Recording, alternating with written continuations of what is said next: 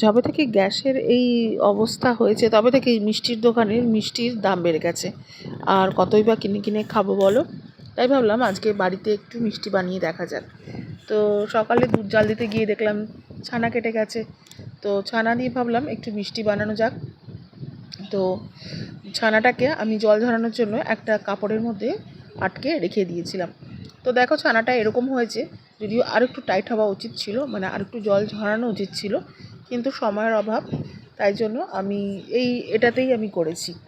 তো ছানাটাকে একটা পাত্রের মধ্যে নিয়ে এরকম চটকে চটকে মাখতে হবে হাতের তালু দিয়ে, কিন্তু সময়ের অভাব, তাই আমি কি করেছি দেখো, এই যে এরকম ছানাটাকে নিয়ে আমি মিক্সার জারে দিয়েছি। তোমরাও মিক্সার জারে, যদি সময় না থাকে মিক্সার জারে দিতে পারো, তবে হাতে মাখলে আরও ভালো হয় যদিও। তো মিক্সার জারে দিয়ে আমি বেশিক্ষণ কিন্তু ঘোরানো যাবে না, অনলি 1 2 3, হ্যাঁ 3 সেকেন্ডস অনলি, ব্যাস। আর তাতেই দেখো কি সুন্দর ছানাটা মাখা হয়ে গেছে মিহি করে। আর এই দেখো একটা মসৃণ বলও তৈরি হয়ে যাচ্ছে। আর ঠিক এইরকমই এতটাই কনসিস্টেন্সিতে ছানাটাকে মাখতে হবে। এরপরে দিয়ে দিলাম 2 টেবিল স্পুন মতন চিনি। হ্যাঁ, এটা 1 লিটার দুধের ছানা ছিল। 1 লিটার দুধের ছানা যতটুকু হয় তার মধ্যে আমি 2 টেবিল স্পুন চিনি দিচ্ছি। তো আমাদের একটু হালকা মিষ্টি পছন্দ, আর আমার মনে হয় এটা একদম পর্যাপ্ত ছিল, ঠিকঠাক ছিল, খাওয়ার পরে মনে হয়েছিল। তো ওটাও আমি মিক্সারে ঘুরিয়ে নিয়েছি। এবার দেখো আমি গ্যাস জ্বালিয়ে তার মধ্যে একটা কড়াই বসিয়েছি। আচ্ছা, এখানে আমার একটা ভুল হয়ে গেছে, যেটা হলো কড়াইটাতে না একটুখানি ঘি লাগিয়ে নেওয়া উচিত ছিল। যদি তোমাদের কাছে ননস্টিক প্যান থাকে তো অবশ্যই সেটাতে করো, আর যদি এরকম প্যান থাকে তাহলে একটু ঘি লাগিয়ে তারপরে এই ছানার মিশ্রণটাকে কড়াইতে দিও। তো কড়াইতে দেওয়ার পরে একটু নাড়াচাড়া করার পরে একটা 10 টাকার আমুল স্প্রের প্যাকেট কেটে আমি দিয়েছি। এটা আমি একবারে দিইনি, এই যে এখন আমি হাফ দিলাম। এবার এটাকে আমি মিশিয়েছি, এটার মধ্যে একটু দুধ দিয়েছি, এই দেখো মিশালাম, মিশিয়ে এবার এটার মধ্যে দুধ দিয়েছি। এরকম করলাম কারণ যাতে এটা কোনো লাম্প না পড়ে যায়। একবারে দিলে হয়তো লাম্প থেকে যাবে, আমি পারবো না করতে। আর এই দেখো আমি পুরো প্যাকেটটাই দিয়ে দিয়েছি, আর আরও দুধ দিয়েছি। আর তাতে দেখো এইরকম হয়েছে, এরকম ঢিলা ঢিলা হয়েছে ব্যাপারটা। তো এই কনসিস্টেন্সিতে না নাড়তেই হবে, আর এই ব্যাপারটাকে না ছেড়ে চলে যাওয়া একদম যাবে না। আর এই দেখো না নাড়তে নাড়তে কি সুন্দর কড়াই থেকে গা ছেড়ে এসেছে।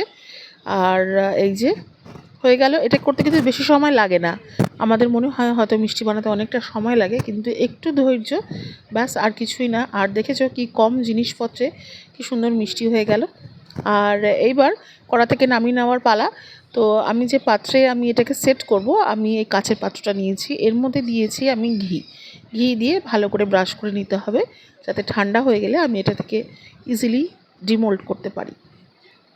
তো এইবার এখানে ঘি দিয়ে লাগিয়ে এর মধ্যে আমি ওই কড়াই থেকে ওই ছানার পাকটা এটার মধ্যে দিয়ে দিলাম, এই যে দেখো। আর এর থেকে বেশি শুকনো করার দরকার নেই, কারণ জমে গেলে আরও শুকনো হয়ে যাবে। এই যে দেখো আমি সব মিশ্রণটা এই পাত্রের মধ্যে ঢেলে দিলাম, দিয়ে এটাকে খুবই গরম তাই হাত দেওয়া যাচ্ছিল না। তো তারপরে চামচ দিয়ে এই যে হালকা হাতে একদম চেপে চেপে আমি জিনিসটাকে সেট করে দিয়েছি।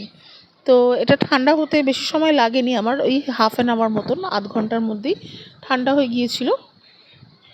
এটা আমি পাশেই রেখে দিয়েছিলাম ফ্যানের তলায়, ফ্রিজেও ঢোকানোর দরকার নেই, কারণ গরম জিনিসটা ফ্রিজে ঢোকানো হয়তো উচিত নয় এই মুহূর্তে।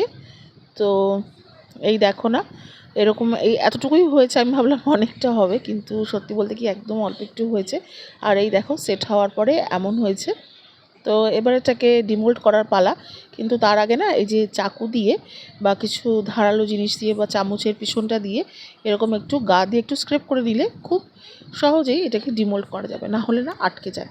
আর এইবার আমি একটা এই যে এরকম প্লেট নিয়ে তার মধ্যে এই দেখো হালকা ট্যাপ করাতেই কি সুন্দর বেরিয়ে এলো। এই যে দেখো কি সুন্দর দেখতে হয়েছে না, এই যে একদম কেকের মতন। তো এবার তো পিস করে খাওয়ার পালা। আর এই দেখো আমি পিস করছি, তো আমি মোবাইলে দেখে পিস করেছি, তাই জন্য এরকম উল্টো পুল্টো হয়ে গেছে, সব কটা পিস সমান হয়নি। এটা আমার 1 লিটার দুধের ছানা থেকে এতগুলো মিষ্টি হয়েছে। আর এই আমার ছেলে খেয়ে খুব ভালো রিপোর্ট দিয়েছে, আমিও একটা খেয়েছি, খুব ক্রিমিলিশিয়াস হয়েছে। তোমরাও খেও। ওকে, বাই।